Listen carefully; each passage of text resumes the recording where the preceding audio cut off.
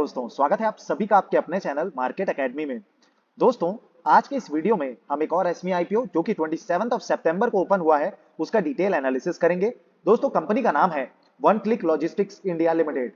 दोस्तों, इस कंपनी की अभी ग्रे मार्केट में काफी अच्छी डिमांड निकल करके आ रही है। अगर जीएमपी की बात की जाए तो आप देख सकते हैं कि जीएमपी 50 के अप्रॉक्स ट्रेड होता हुआ नजर आ रहा है और जो प्राइस है वो 99 का है। तो इस हिसाब से जो एस्टिमेटेड लिस्टिंग गेन्स निकल करके आ रहे हैं वो 50.51% की लिस्टिंग शो कर रहे हैं। सब्जेक्ट टू सौदा रेट 45,600 रुपीज का चल रहा है। इशू साइज की अगर बात करें तो 9.91 करोड़ का बहुत ही छोटा ये इशू है जो कि 27 सितंबर को आईपीओ ओपन हुआ है। अब दोस्तों, जैसा कि हम अपने सारे ही वीडियोस में बताते हैं कि जीएमपी एक बहुत ही ज्यादा फ्लक्चुएटिंग वैल्यू है। ये बहुत ज्यादा फ्लक्चुएट होती है डिमांड के बेसिस में कि किस तरीके से ग्रे मार्केट में डिमांड निकल करके आ रही है। इसीलिए कभी भी किसी आईपीओ में अगर आपको अप्लाई करना है या किसी कंपनी में इन्वेस्ट करना है, लॉन्ग टर्म के लिए आईपीओ में अप्लाई करना है, तब दोस्तों सिर्फ जीएमपी के आधार पर किसी आईपीओ में अप्लाई ना करें। सारी जानकारी को लें, कंपनी का डिटेल रिव्यू और एनालिसिस करें। इसलिए दोस्तों हम अपने चैनल पे जब भी किसी आईपीओ का रिव्यू करते हैं तो उसका डिटेल प्रोफाइल का एनालिसिस करते हैं कि आखिर कंपनी काम क्या करती है। सारी डिटेल जो भी कंपनी के इंटरनेट में प्रोवाइडेड होती है वो सारी जानकारी अब तक शेयर की जाती है। अब दोस्तों, हमारे पास काफी सारे डाउट्स आते हैं कि अगर कोई एसमी कैटेगरी का आईपीओ है और उसमें हम सिर्फ लिस्टिंग गेन्स के लिए अप्लाई कर रहे हैं और लिस्टिंग गेन्स का एक जो आइडिया आप कह सकते हैं कि आपको जीएमपी से मिलता है, तो सिर्फ जीएमपी देखकर ही लगाना होता है, तो इतना लंबा वीडियो क्यों बनाते हो? क्यों ये सारी जानकारी देना कि कंपनी के साथ एसोसिएटेड रिस्क क्या है, स्ट्रेंथ क्या है, कंपनी के फाइनेंशियल्स क्या है, वैल्यूएशन क्या है, पीयर कंपैरिजन करना क्यों इतना जरूरी होता है? तो दोस्तों, ये जो अभी वक्त चल रहा है आईपीओ मार्केट में, जो जिस तरीके की अभी वीकनेस नजर आ रही है, जीएमपी में जिस तरीके का आपको फॉल देखने को मिल रहा है, आप देख सकते हैं दोस्तों अभी रिसेंटली जिस तरीके से आईपीओ में लिस्टिंग होने देखने को मिल रही है, उससे समझ आ रहा है कि कितना वीकनेस आईपीओ मार्केट में अभी क्रिएट हो चुका है। दोस्तों, चावड़ा इंफ्रा की अगर बात करें 92% के लिस्टिंग गेन शो हो रहे थे, 40% पे लिस्टिंग हुई। कुंदन एडिफस 5.49% के एस्टिमेटेड लिस्टिंग गेन दिखा रहे थे। स्टार्टिंग में दोस्तों इसका जो जीएमपी है वो 40-45% के एस्टिमेटेड लिस्टिंग गेन शो कर रहा था और ये लिस्ट हुआ है दोस्तों, नेगेटिव लिस्टिंग हुई है -17% पे। अब दोस्तों, अभी आपको याद आ रहा होगा कि हमेशा मैं क्यों बोलता हूं कि लास्ट दिन तक वेट करें, 2 बजे तक सब्सक्रिप्शन फिगर को चेक करें कि कितना सब्सक्रिप्शन निकल करके आ रहा है, आईपीओ का जो जीएमपी है वो लगातार बढ़ रहा है या फिर स्टेटिक है या फिर नहीं है। कहीं ऐसा तो नहीं है कि बार बार वो फ्लक्चुएट हो रहा है या फिर उसमें फॉल देखने को मिल रहा है। तो लास्ट दिन ही अपना फाइनल डिसीजन ले, कंपनी के बारे में भी समझे, तो थोड़ा सा कन्विक्शन रहता है, कन्विक्शन पावर बढ़ता है कि दोस्तों आखिर हमें उसमें अप्लाई करना है, हम होल्ड कर सकते हैं कि नहीं, लॉस हो रहा है तो। वैसे दोस्तों, कभी भी कोई एसमी कैटेगरी के आईपीओ में अगर आप अप्लाई करते हैं तो हमारी रिकमेंडेशन हमेशा ही यही होती है कि आप सिर्फ और सिर्फ लिस्टिंग गेन्स के लिए अप्लाई करें, कभी भी लॉन्ग टर्म के लिए अप्लाई ना करें। बहुत ही छोटी कंपनी होती है, बहुत ही छोटा इशू होता है। अब दोस्तों मान लीजिए कि टोटल 25 करोड़ के आसपास के जो ये मेनली कंपनी के मार्केट कैप वाली एसमी कैटेगरी के आईपीओज होते हैं,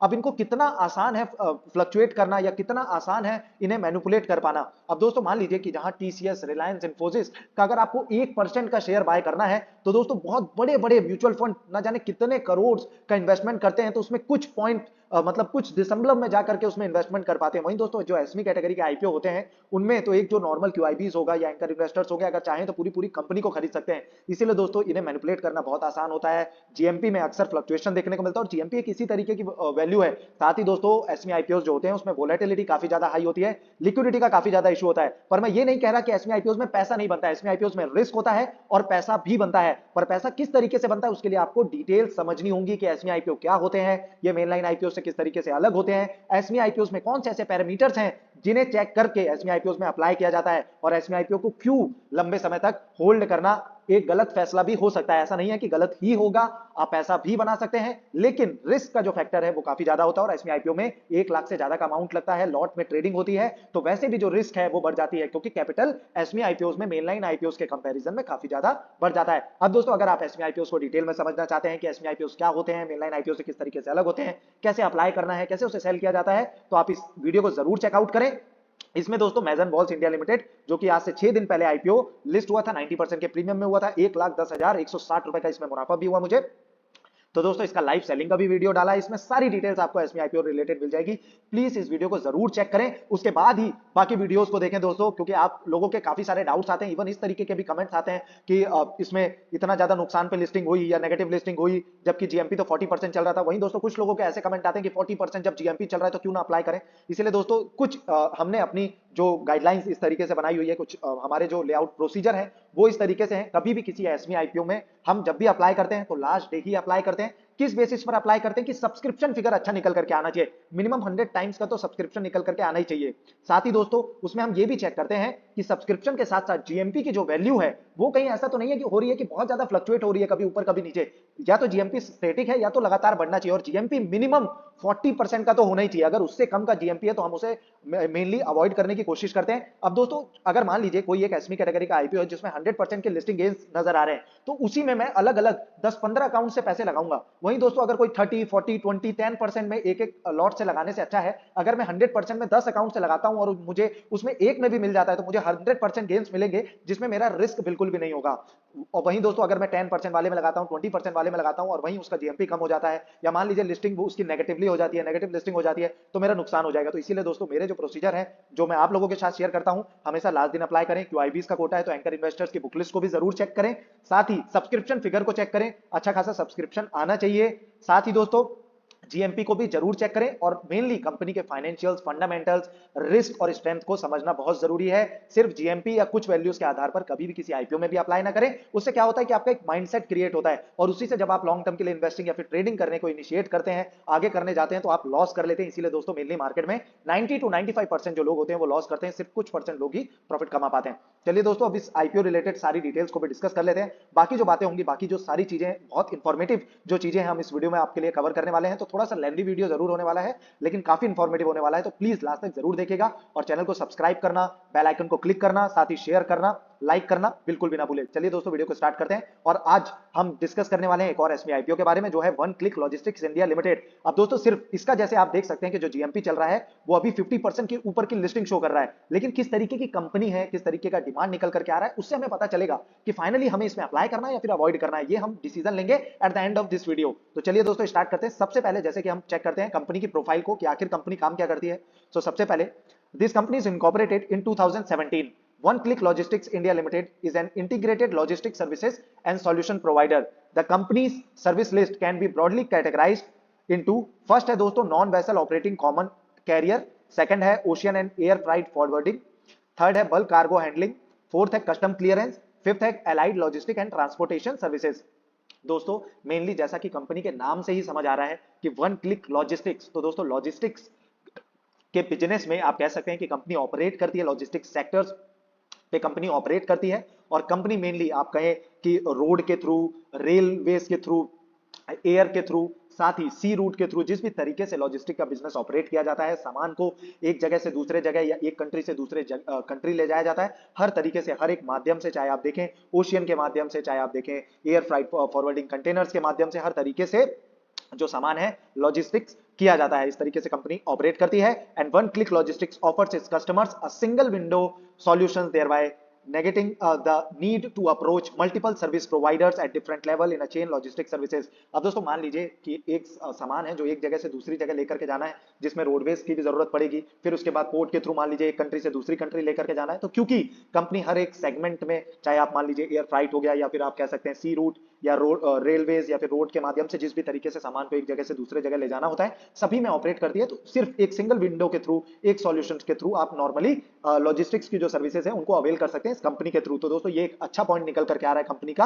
and the company client comes from India, China, Europe, Singapore, Malaysia.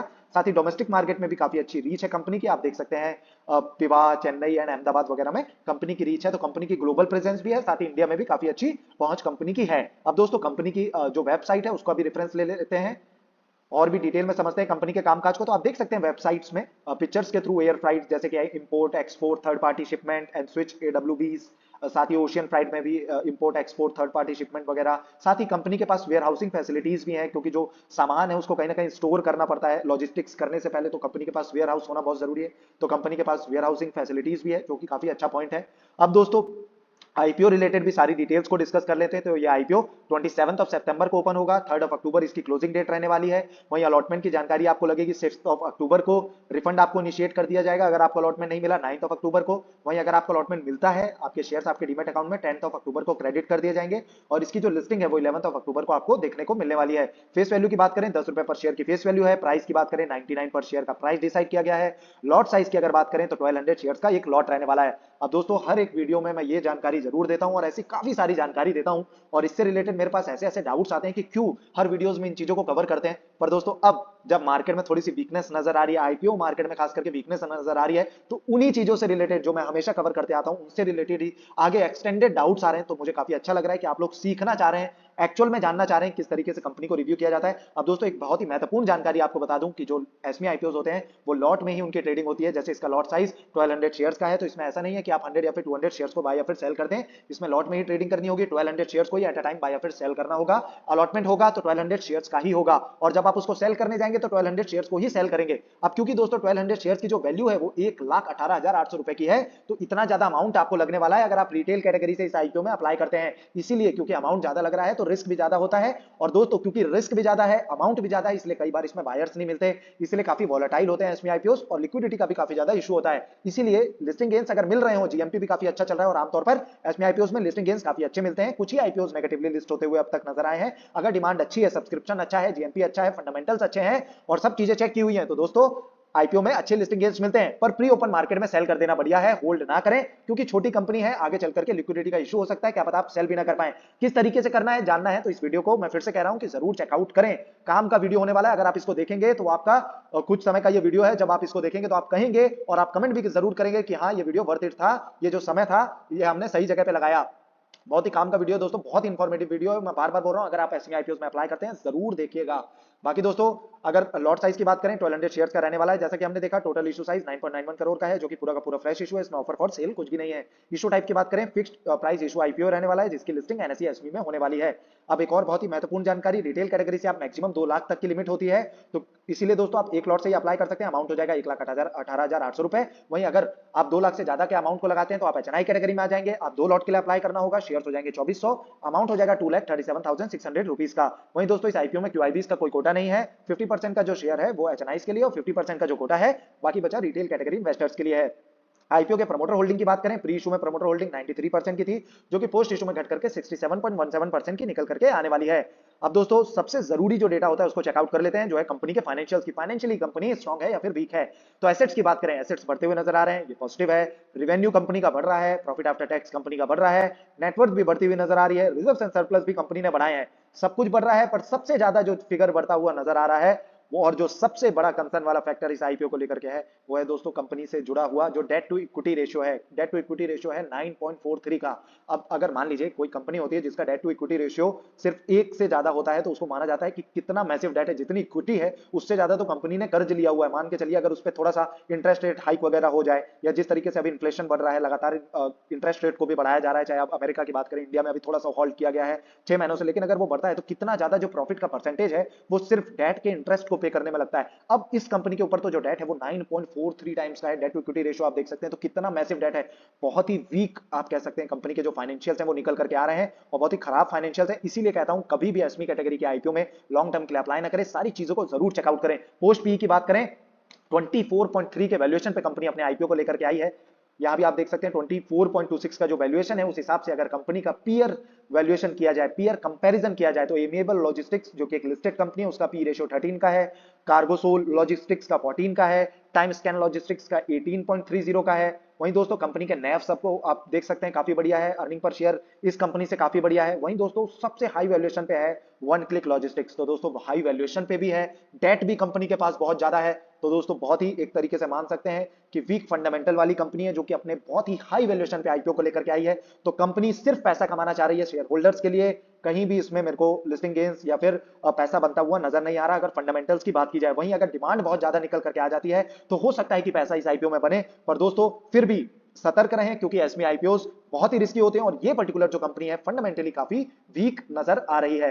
वहीं दोस्तों मार्केट कैप की बात करें, 35.68 करोड़ का मार्केट कैप है, बहुत ही छोटे मार्केट कैप वाली ये कंपनी है। आरओई और आरओसी की बात करें तो रिटर्न ऑन इक्विटी 95.09 का है, रिटर्न ऑन कैपिटल एम्प्लॉयड 27% का है, अर्निंग पर शेयर 4.08 का है, रिटर्न ऑन नेटवर्थ 95.09% का निकल करके आ रहा है। वहीं ऑब्जेक्ट्स ऑफ द इशू की बात करें कि कंपनी आईपीओ से जो पैसा रेस करेगी उससे कंपनी काम क्या करना चाहती है, तो कंपनी ने जो पॉइंट दिया उसमें सबसे पहला पॉइंट है meeting incremental working capital requirements, and second है जनरल कॉर्पोरेट पर्पस। इसमें भी कंपनी ने कहीं मेंशन नहीं किया कि कंपनी अपने डेट वगैरह को पे करना चाहती है या फिर फंडामेंटल्स को सुधारने के लिए फोकस्ड है, ऐसा भी कुछ निकल करके नहीं आ रहा आईपीओ से ओवरऑल।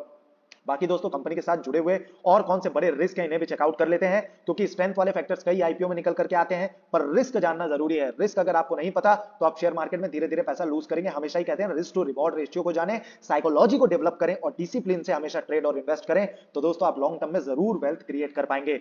बाकी दोस्तों जो पहला पॉइंट कंपनी ने अपने डीआरएचपी में दिया है रिस्क प्रोफाइल में, इंटरनल रिस्क में, वो है our company has been formed specifically for the purpose of acquisition of the business of one click logistic LLP, thus we have limited operating history as a company which may make it difficult for investors to evaluate our historic performance or future prospects। तो company खुद ही दोस्तों acquisition purpose से company को form किया गया था और company के प्रमोटर्स खुद कह रहे हैं कि कंपनी के जो रिवेन्यू वगैरह हैं, जो फ्यूचर के ग्रोथ प्रोस्पेक्ट्स हैं, उनको इवेल्युएट करना आसान नहीं है। तो दोस्तों बहुत ही बड़ा ये रिस्क वाला फैक्टर हो जाता है कि प्रमोटर्स को खुद ही अपनी कंपनी में इस तरीके का भरोसा नहीं है। And our company operates in a highly competitive industry. अब दोस्तों लॉजिस्टिक के सेक्टर में कंपनी ऑपरेट करती है और ये जो सेक्टर है उसमें काफी ज्यादा कंपटीशन और बहुत ज्यादा कंपटीशन आप देख सकते हैं, और इस तरीके की काफी सारी मेन लाइन कैटेगरी की ही कंपनी अभी रिसेंटली लिस्ट होती हुई नजर आ रही है। तो आप देख सकते हैं कि काफी बड़ी बड़ी कंपनी जब इस तरीके के बिजनेस में ऑपरेट कर रही है तो फिर छोटी कंपनी के बहुत ज्यादा ग्रोथ के पोटेंशियल तो नजर नहीं आते। And our company has made application for registration for trademark under trademarks act and the status of the same is pending as on date of the prospectus. तो दोस्तों इस तरीके के कुछ रिस्क डीआरएचपी से निकल करके आ रहे हैं। बाकी अगर आपको रिस्क जानना हो और भी कंपनी के बारे में डिटेल में समझना हो, आईपीओ से रिलेटेड और भी आई डिटेल्स में अगर जानना हो, तो दोस्तों आप डीआरएचपी जो कंपनी ने फाइल किया है उसको जरूर चेकआउट कर सकते हैं। बाकी दोस्तों सबसे एक और जरूरी जो डेटा होता है वो होता है जीएमपी। पर हमेशा की तरह मैं हमेशा ही कहता आया हूं कि दोस्तों जीएमपी एक फ्लक्चुएटिंग वैल्यू है, सिर्फ जीएमपी के आधार पर किसी आईपीओ में अप्लाई ना करें। आप देख सकते हैं कि अभी लगातार डीजी कोर स्टूडियोज की अगर हम बात करें तो 100% का जीएमपी चल रहा था आज से 2 दिन पहले। आपको इसका जीएमपी स्टेटस चेक करवा लेते हैं सिर्फ डीजी कोर का, तो आप देख सकते हैं अभी दोस्तों ये रिसेंटली का शो कर रहा है, उससे पहले उसका जो स्टेटस है वो 100% की लिस्टिंग गेंस तक चला गया था, अभी गिर करके 58% पर आ गया है। वहीं दोस्तों और भी आईपीओस की अगर हम बात करें, हाई ग्रीन कार्बन जिसका जीएमपी ऑलमोस्ट 80% तक गया था वो 46% पे आ गया है। इसलिए दोस्तों अभी अगर इस समय की बात की जाए, समय समय से भी काफी ज्यादा अफेक्ट पड़ता है। इस समय जो सिचुएशन चल रही है मार्केट ऑल टाइम हाई से थोड़ा सा प्रॉफिट बुकिंग देखने को मिल रही है, निफ्टी बैंक निफ्टी भी में भी थोड़ी सी प्रॉफिट बुकिंग नजर आ रही है। इसलिए दोस्तों आईपीओ मार्केट में भी थोड़ी सी डिमांड जो है वो कम होती हुई नजर आ रही है। साथ ही आप देख सकते हैं कि इस समय कितनी सारी कंपनीज एसमी कैटेगरी के अपने आईपीओ को लेकर के आ रही है, और इस तरीके से जब बहुत ही ज्यादा उमड़ मस्ती है ना आईपीओ लाने के लिए, बहुत सारी कंपनीज अपने आईपीओ लेकर के आ रही होती है, तो उसको भी एक रॉन्ग सेंटीमेंट माना जाता है। तो दोस्तों इसीलिए कह रहे हैं कि हमेशा ही सारी चीजों को चेक करें, लास्ट दिन तक सब्सक्रिप्शन फिगर को चेक करके, अगर जीएमपी भी अच्छा चल रहा है, फंडामेंटल वगैरह अच्छे हैं और जीएमपी 40 to 50% के ऊपर का मिनिमम होना चाहिए। अदरवाइज जीएमपी 1-2 दिन में कम भी हो सकता है और लिस्टिंग तक नेगेटिवली भी लिस्ट हो सकता है। समय समय की बात है, थोड़े दिन अगर ना भी लगाएं तो चल जाएगा, रिस्क ना ले। इस समय थोड़ा सा आईपीओ मार्केट वीक नजर आ रहा है, पर दोस्तों अभी इस हिसाब से अभी जो चल रहा है डिमांड, उस हिसाब से 50.51% के लिस्टिंग निकल करके आ रहे हैं। पर कुछ अलग भी वेबसाइट है जैसे उसमें 35% का जीएमपी चल रहा है, तो उस हिसाब से ऑलमोस्ट 35% के लिस्टिंग निकल करके आ रहे हैं। तो थोड़ा थोड़ा इसमें भी अलग अलग साइट्स में भी आप देख सकते हैं कि जीएमपी की जो वैल्यू है उसमें काफी ज्यादा अंतर देखने को मिल रहा है। बाकी दोस्तों चलिए अब बाकी जो आईपीओ हैं उनके भी करंट जीएमपी स्टेटस को चेक कर लेते हैं। तो आकांक्षा पावर की बात करें, 11.11% के लिस्टिंग निकल करके आ रहे हैं। प्लाजा वायर्स में मेनलाइन कैटेगरी का आईपीओ है, 22.22% के निकल करके आ रहे हैं। विष्णु सूर्या प्रोजेक्ट्स में 44.12%, शार्प चक्स में 41.38%, प्लाडा इन्फोटेक में 41.61%, ईएफ एक्सपीरियंस में 25.33%, कॉन्टोर स्पेस में 55.91%, विन्यास इनोवेटिव में 12.12%, ऑन क्लिक की हमने बात कर ली, कनारियंस ऑटोमेशंस में 19.35% एंड सुनीता टूल्स में 13.79%। वहीं दोस्तों एक अच्छा आईपीओ जिसमें थोड़ी सी डिमांड बढ़ती हुई नजर आई है वो है गोयल सॉल्ट का, जिसमें अभी लिस्टिंग है 68.42% के निकल करके आ रहे हैं। जीएमपी वाइज आईपीओ काफी अच्छा निकल करके आ रहा है। वहीं दोस्तों इंस्पायर फिल्म्स का भी जीएमपी 70% तक गया था, जो कि अभी कम होकर के इसमें भी फॉल देखने को मिला और 40% पे आ गया है। साक्षी मैटटेक्स का 51 पे आज सुबह ही ट्रेड हो रहा था और अभी ये 36.08% पे आ गया। जेएसडब्ल्यू इंफ्रास्ट्रक्चर का जीएमपी बढ़ता हुआ नजर आ रहा है, मेनलाइन कैटेगरी का आईपीओ था, सब्सक्रिप्शन फिगर काफी अच्छा निकल करके आया। आज ही के दिन इसकी क्लोजिंग हुई है, टोटल 39 टाइम्स ये ओवर सब्सक्राइब हुआ है। डीजी कोर में 58%, वहीं दोस्तों मैक्रो केबल्स में 16%, हाई ग्रीन कार्बन में 46%, मनोज वैभव में 3.26%, सेलकॉर गैजेट्स की अगर बात करें तो 54.35% के लिस्टिंग एज निकल करके आ रहे हैं। बाकी दोस्तों हमेशा ही लास्ट दिन तक वेट करिए, जीएमपी को भी चेक करिए, सब्सक्रिप्शन फिगर को चेक करिए, एंकर इन्वेस्टर्स की बुकलिस्ट को चेक करिए, और ये सारे काम नहीं करने हैं तो आप वीडियोस के साथ जरूर बने रहिए। किसमें अप्लाई करना है किसे अवॉइड करना है हम बताते हैं। तो अभी दोस्तों जिस तरीके की ये कंपनी निकल करके आ रही है, जितना भी जीएमपी चल रहा हो 50% का, मैं पर्सनली इस आईपीओ में अगर 70% के ऊपर जीएमपी नहीं जाता है तो बिल्कुल भी अप्लाई नहीं करूंगा। दोस्तों होता क्या है, एसमी आईपीओ में अगर सब्सक्रिप्शन ज्यादा निकल करके आ रहा है, डिमांड ज्यादा निकल करके आ रही है, तो हो सकता है कि उसमें एस्टिमेटेड लिस्टिंग गेन्स भी बढ़ते हुए नजर आए, साथ ही लिस्टिंग भी काफी अच्छी हो, क्योंकि छोटा आईपीओ होता है, छोटा इशू साइज होता है। पर दोस्तों अगर नहीं निकल करके आ रहा है तो उसे बिल्कुल अवॉइड करें। तो अगर 70% तक ये जाता है तो मैं अप्लाई करूंगा, 50 भी रहता है तो मैं अप्लाई नहीं करने वाला हूं, क्योंकि फंडामेंटल्स बहुत ही ज्यादा वीक हैं। वहीं दोस्तों सब्सक्रिप्शन भी पहले दिन बहुत ही कम निकल करके आया। आमतौर पर एसएमई आईपीओस में 10 to 20 टाइम्स तो फर्स्ट डे ही सब्सक्राइब होता है, ये 1.81 टाइम्स ही सब्सक्राइब होता हुआ अभी तक नजर आया। बाकी दोस्तों दूसरे आईपीओस कौन से ऐसे अच्छे हैं जिनमें अभी अप्लाई किया जा सकता है, तो उसमें एक आईपीओ है दोस्तों गोयल सॉल्ट, 68.42% के लिस्टिंग इसमें निकल करके आ रहे हैं, सब्जेक्ट टू सौदा रेट भी 59,300 का चल रहा है। 29 सितंबर लास्ट डेट रहने वाली है। लास्ट डेट तक जरूर वेट करिएगा, ऐसा नहीं है कि मैंने कह दिया तो अप्लाई कर दिया। मैंने जो सारी चीजें कही उसे ध्यान में रखिए, लास्ट डे अप्लाई करिए, 1 बजे से पहले कर दीजिएगा। सब्सक्रिप्शन फिगर को चेक करिएगा, वैसे अभी सही निकल करके आ रहा है, 100 से ऊपर होना चाहिए। जीएमपी उस समय तक मिनिमम 50% के ऊपर रहे, उसके बाद आप अप्लाई करिए, जरूर लिस्टिंग गेन्स मिलेंगे। बाकी दोस्तों अलॉटमेंट सही तरीके से, किस तरीके से प्रोसीजर काम करता है, अलॉटमेंट के चांसेस को कैसे बढ़ाना है, सही तरीका क्या होता है अप्लाई करने का, सही तरीका क्या होता है सेल करने का, ये सारी चीजें जाननी है तो इस वीडियो को फिर से चेकआउट कर सकते हैं। जरूर बार बार मैं इसलिए कह रहा हूं क्योंकि इसमें सारी जानकारी मैंने दी है, बहुत इंफॉर्मेटिव वीडियो है, इसलिए बार बार आपको आग्रह कर रहा हूं कि इस वीडियो को जरूर देखिएगा। बाकी दोस्तों सारे आईपीओस का डिटेल रिव्यू और एनालिसिस हम अपने इस चैनल पे करते हैं, आप देख सकते हैं चैनल पे सारे ही आईपीओस का रिव्यू मिल जाएगा। तो चैनल को जरूर सब्सक्राइब कर लीजिएगा, बेल आइकन को क्लिक करके ऑल के नोटिफिकेशन को टैप करना बिल्कुल भी ना भूलें, ताकि आपको हमारे वीडियोस के इंपॉर्टेंट नोटिफिकेशन समय से मिलते रहें। और वीडियो को लाइक जरूर करिए, हम सही तरीके से सही जानकारी सही समय से आप तक प्रोवाइड कराते हैं। और आप मतलब आप किस तरीके से आपको कहें कि हम हर तरीके से आपको ये कोशिश कराते हैं कि आपको मेथड समझ में आए कि कब अप्लाई करना है, किस तरीके से अप्लाई करना है। क्योंकि दोस्तों बाकी वीडियोस के माध्यम से आपको ये पता चल जाएगा कि जीएमपी कितना चल रहा है, न्यूज तरीके से जानकारी मिल जाएगी, पर आपको कोई ये नहीं बताएगा कि क्या चीजें चेक करनी होती है, कहां से चीजें आपको मिलती है। ये सारी जानकारी भी हम अपने चैनल के माध्यम से, आप हमारे वीडियोस के माध्यम से आप तक प्रोवाइड कराते हैं। अगर ये जानकारी आपको रियली इंफॉर्मेटिव लगती हो, सही लगती हो, तो प्लीज लाइक भी करिए, अपने दोस्तों के साथ शेयर भी करिए। बाकी दोस्तों हमारे चैनल पे आप fundamental analysis, technical analysis, share market के basics, option trading, even financial related जो समरीज हैं किताबों की वो भी सुन सकते हैं। और दोस्तों मेनली इस प्लेलिस्ट को जरूर चेकआउट करें। वीकेंड्स आने वाला है दोस्तों, वीकेंड्स में आप बैठें और फंडामेंटल एनालिसिस सीखें, क्योंकि दोस्तों अगर आप फंडामेंटल एनालिसिस सीखते हैं, फंडामेंटल स्ट्रॉन्ग स्टॉक्स का एक पोर्टफोलियो बनाते हैं, तो वही आपको लॉन्ग टर्म में वेल्थ क्रिएट करके देगा। शॉर्ट टर्म में आप रिच बन सकते हैं, आईपीओस के जरिए पैसे कमा सकते हैं और प्रॉफिट्स कमा सकते हैं। पर अगर वेल्दी बनना है लॉन्ग टर्म में, तो दोस्तों स्ट्रॉन्ग फंडामेंटल वाली कंपनी में इन्वेस्टमेंट आपको करना होगा। और उसको किस तरीके से पिक किया जाता है, उसको बहुत ही सिंप्लीफाइड लैंग्वेज में स्टेप बाय स्टेप तरीके से आपको इस प्लेलिस्ट में फ्री ऑफ कॉस्ट जो कि अवेलेबल है हमारे चैनल के माध्यम से, उसमें आप जरूर चेकआउट कर सकते हैं। धन्यवाद दोस्तों इस वीडियो को अंत तक देखने के लिए। जय तू भारतम।